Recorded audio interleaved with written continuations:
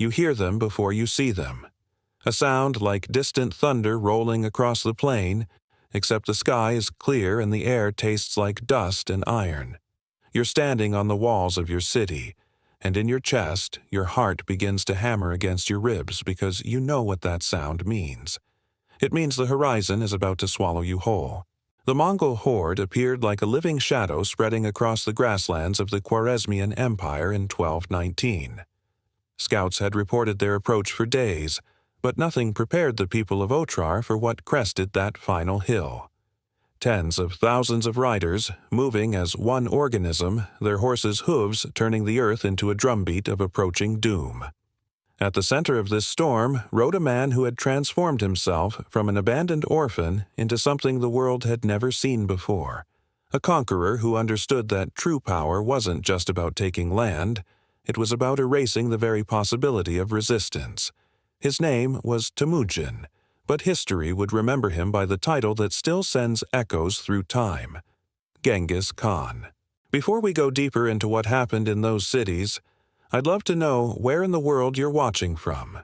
It amazes me that a story from 8 centuries ago can reach someone sitting exactly where you are right now, connecting us across all that distance and time. The Mongol conquests began not in 1219, but decades earlier on the frozen steppes of Mongolia, where Temujin was born around 1162 into a world that showed no mercy to the weak. When he was 9 years old, his father Yesuge was poisoned by rival tribesmen. His own clan abandoned his family, leaving them to starve on the margins of survival. His mother Holin kept them alive by digging wild roots and catching fish with her bare hands. This wasn't just hardship. This was an education in what happens when power vanishes, when protection dissolves, when no one fears you anymore. The boy learned a lesson written in hunger and humiliation. Power is the only language that matters, and those who hold it decide who gets to exist. By the time Temujin united the Mongol tribes in 1206 and took the title Genghis Khan, meaning universal ruler, he had built more than an army. He had built a machine designed to do one thing perfectly: transform resistance into memory. His military innovations are still studied today. Riders who could cover over 60 miles in a single day. A communication system using flags and torches that moved orders across hundreds of miles. Strategic use of terror so precise it made cities surrender without a single arrow fired. But these tactical brilliance existed in service of something deeper, something that would define his empire's relationship with the conquered. Genghis Khan didn't just want to defeat his enemies. He wanted to make sure they could never rise again. And he discovered that the most effective way to erase a people wasn't just to kill their warriors. It was to absorb their women and children into the Mongol world, breaking the bloodline, the culture, the possibility of revenge. The Persian historian Ata Malik Juvaini, writing decades after the Mongol invasions, recorded what he called the catastrophe, with a precision born from interviewing survivors. He described cities where the morning market had bustled with silk merchants and bread sellers, and by evening, smoke rose from every quarter while the screams of women echoed off stone walls. Chinese chronicles from the Jin and Song dynasties documented similar patterns. After the siege engines broke the walls and the horsemen poured through the gates, a systematic process began. Men of fighting age were separated and executed. Boys too young to lift a sword were sometimes taken as slaves or pressed into future campaigns. And the women, wives, daughters, mothers, sisters, they became what the Mongols called booty, prizes to be divided among the warriors according to rank and contribution to the victory. But here's what makes this story more complex than simple brutality. The Mongol approach to conquered women wasn't uniform or random. It was strategic, calculated, and it revealed something about how Genghis Khan understood power itself. Royal women, the wives and daughters of kings and governors, they received special attention. These weren't anonymous victims. They were symbols. When Genghis Khan's armies overwhelmed the Khwarezmian Empire, they captured the relatives of Shah Muhammad II. the ruler who had made the fatal mistake of executing Mongol ambassadors. His mother, Turkan Khatun, who had once commanded the respect of an empire, ended her life in Mongol captivity. Persian sources suggest she died within a few years, broken by the reversal of her fortune. The message was unmistakable. No status, no walls, no legacy could protect you from the Khan's reach. In the captured city of Nishapur in 1221, after the Mongols avenged the death of Genghis Khan's son-in-law, Tokuchar, they implemented what became known as a Pyramids of Skulls massacre. Every living thing in the city was marked for death, or so the chroniclers claimed, though modern historians debate the exact numbers. What isn't debated is what happened to the women who were spared execution. They were distributed among the soldiers, becoming concubines, servants, and, in some cases, secondary wives. The Mongol system allowed warriors to take multiple women from conquered territories. These women had no rights, no voice, no avenue for escape. They were absorbed into the Mongol camps, traveling with the armies, bearing children who would be raised as Mongols, speaking Mongolian, worshipping Mongol gods or the sky cult that Genghis Khan himself followed. Here's the paradox that history struggles to reconcile. While Genghis Khan's armies systematically brutalized the women of conquered peoples, Mongol women within the empire held remarkable power. His first wife, Berte, had been kidnapped early in their marriage by the Merkit tribe, a humiliation that drove Genghis Khan to rescue her with borrowed armies. When she returned, pregnant, possibly carrying another man's child, Genghis Khan accepted her back and raised Yoki as his own son, though whispers about Yoki's parentage would haunt the succession. Berta became his most trusted advisor, consulted on matters of state and strategy. His daughters were given entire regions to govern. Alakai Beki ruled the Ongud territory, commanding respect from hardened generals. Mongol women could own property, make business decisions, even lead armies in their husband's absence. The Mongol legal code, the Yasa, protected Mongol women from certain abuses. So how do we make sense of this? How could the same culture that empowered its own women systematically destroy the women of others? The answer lies in how Genghis Khan viewed identity and belonging. To him, humanity was divided not by race or religion, but by loyalty. You were either Mongol, which meant you followed his law and swore allegiance to his vision, or you were outside, which meant you existed only until he decided otherwise. The women of the Mongol people were protected because they were part of the system. The women of conquered territories were absorbed because that absorption destroyed their former identities. When a Persian or Chinese woman was taken by a Mongol warrior and bore his children, those children were Mongol. The mother's previous culture, her language, her gods, her family name, all of it dissolved into the expanding Mongol identity. This was conquest at the genetic level, and it was devastatingly effective.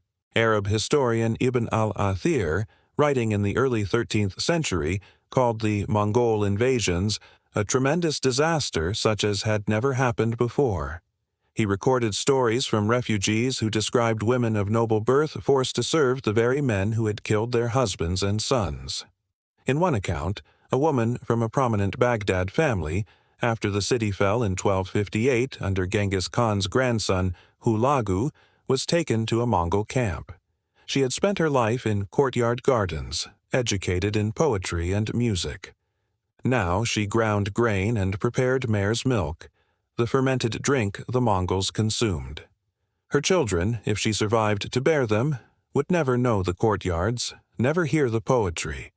They would ride horses and draw bows and speak Mongolian. Her entire heritage would vanish in a single generation, and Genghis Khan knew it.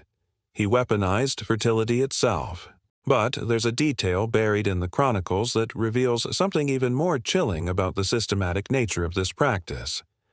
The Mongol custom, called levirate marriage, where a man would marry his deceased brother's widow, was extended to conquered territories. When Mongol warriors died in battle, Their captive women and concubines would be passed to surviving brothers or comrades. These women weren't people with agency. They were inheritable property. The 13th century Franciscan friar Giovanni da Pian del Carpini, who traveled to the Mongol court in the 1240s, documented this practice with barely concealed horror. He wrote of women who had passed through the hands of 3 or 4 different Mongol warriors, each time losing a little more of who they had been, until they couldn't remember their original names. Now imagine you are a woman in the city of Merv, in what is now Turkmenistan, in February of 1221. Merv was one of the greatest cities on earth, a center of learning and trade on the Silk Road, with libraries and canals and gardens that seemed to defy the surrounding desert. The Mongol siege lasted only a few days. The governor, hoping to save lives, surrendered. Genghis Khan's son Tolui accepted the surrender, then systematically organized the population. Craftsmen were separated, they had value and would be sent back to Mongolia. Warriors were executed, and women, along with children, were divided. Contemporary estimates, though likely exaggerated, claimed over 700,000 people lived in Merv before the Mongols arrived. After they left, the city was a silent graveyard, its canals choked with bodies, its libraries burned, and its women scattered across the Mongol Empire, their knowledge and culture breeding itself out of existence within a generation. The genetic legacy of these practices is measurable today. A 2003 study published in the American Journal of Human Genetics found that approximately 16 million men living across Asia carry a Y chromosome signature that traces back to a single male ancestor from Mongolia who lived around 1,000 years ago. The researchers concluded that the most likely candidate for this super ancestor was Genghis Khan or his close male relatives. 8% of men in the former Mongol Empire territory carry his genetic marker. This means that the systematic taking of women across Asia, from the Pacific to the edges of Europe, left a biological stamp that persists across 40 generations. The women, whose names we'll never know, whose faces disappeared into mass graves or Mongol tents. Their bodies became vessels for the Khan's genetic conquest. They had no choice, no voice, and now, no memory except in the DNA of their descendants. But DNA is cold data. It doesn't capture the human reality of what this meant in the moment, in the years after, in the lifetime of trauma that stretched across hundreds of thousands of individual lives.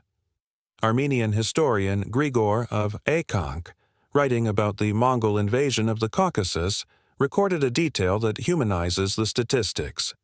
He described a group of Armenian noblewomen who, rather than face capture, threw themselves from the cliffs of their mountain fortress.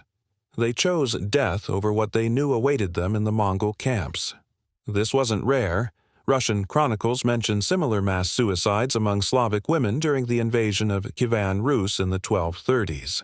The women understood what historians sometimes obscure behind neutral language. This wasn't just about political conquest. It was about the annihilation of self. The Mongol camps themselves became mobile cities of cultural destruction. Women from dozens of different cultures, speaking different languages, worshipping different gods, all thrown together under the control of Mongol warriors. A Chinese woman might find herself in a tent next to a Persian woman, both of them trying to communicate through gestures, both of them pregnant with children who would never know their mothers' homelands. The Mongols prohibited the women from maintaining their old customs.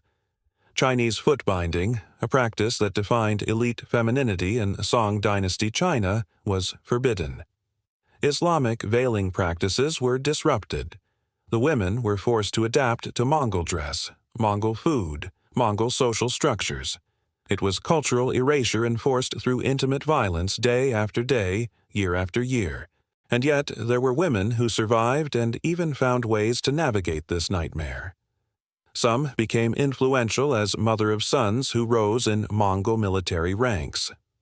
A few Persian and Chinese women, literate and educated, became advisors to Mongol princes who valued their knowledge of the territories being governed. These weren't happy endings. They were survival strategies in a system designed to erase them. But they reveal that even in the most totalizing systems of oppression, individual human will finds cracks to exist within. Not all stories are of pure victimhood, even when the overall system is one of absolute terror. When Genghis Khan died in 1227, possibly from injuries sustained in a fall from his horse, his empire stretched from Korea to the Caspian Sea. He left behind not just territory, but a demographic transformation. Millions of women had been absorbed into the Mongol world. Their children spoke Mongolian. Their grandchildren would not know the songs their great-grandmothers once sang. The Mongol Empire continued for another century under his descendants, and the practice of taking conquered women continued with them. By the time the empire fragmented in the 14th century, the genetic and cultural mixing had created new populations across Asia. The Hazara people of Afghanistan, the Aimaq, many Central Asian ethnic groups carry both the genetic markers and cultural memories of this forced integration. The archives that survived, primarily Persian and Chinese chronicles, were written by male historians who focused on battles and political succession. The women's voices are almost entirely absent. We don't have diaries from the camps. We don't have letters from daughters to mothers. What we have are the observations of male chroniclers who saw women as property that changed hands, and the genetic evidence that confirms the scale of what happened. This silence is itself part of the violence. The Khan didn't just take their bodies and their futures, he took their stories.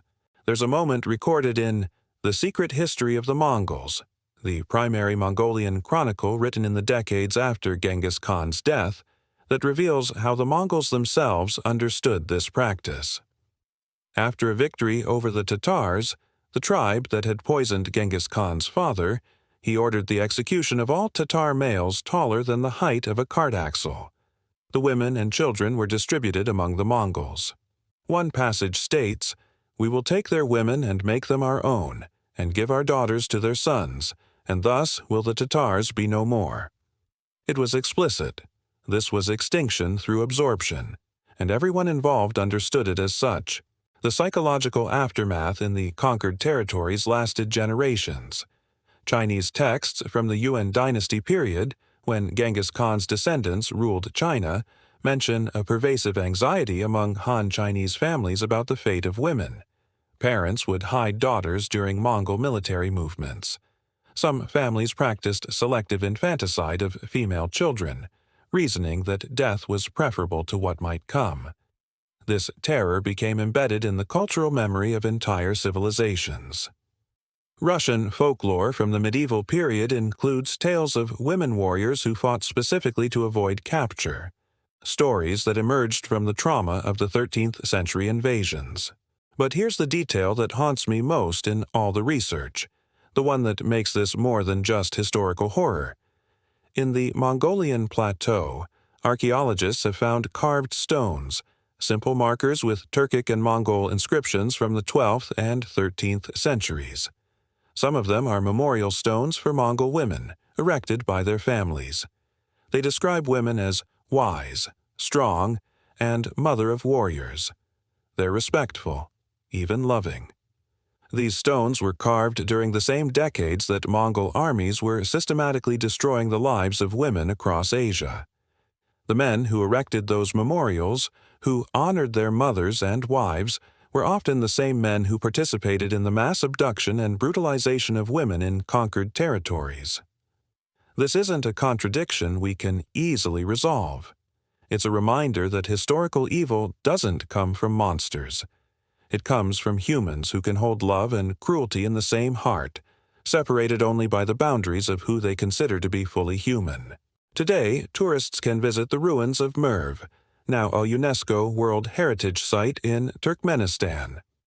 The broken walls still stand, and you can walk through the remains of libraries where scholars once debated philosophy. The Iranian city of Nishapur has been rebuilt, its modern markets bustling with life. The genetic descendants of both the Mongol conquerors and the conquered women live across Asia, most of them unaware of this specific history running through their veins. The story has been absorbed into national mythologies, simplified into tales of either barbarian cruelty or glorious conquest, depending on who's telling it. But the women themselves, the hundreds of thousands whose lives were the actual cost of the empire, remain nameless shadows in the chronicles. Their suffering built an empire. Their bodies carried its future, and their silence, enforced then and continuing now, is perhaps the Khan's most complete victory. The last detail is this. Among the Mongolian people today, Genghis Khan is a figure of immense pride. His face appears on currency, on monuments, in museums dedicated to his legacy. Schools teach children about his military genius and the Pax Mongolica that facilitated trade and cultural exchange across Asia.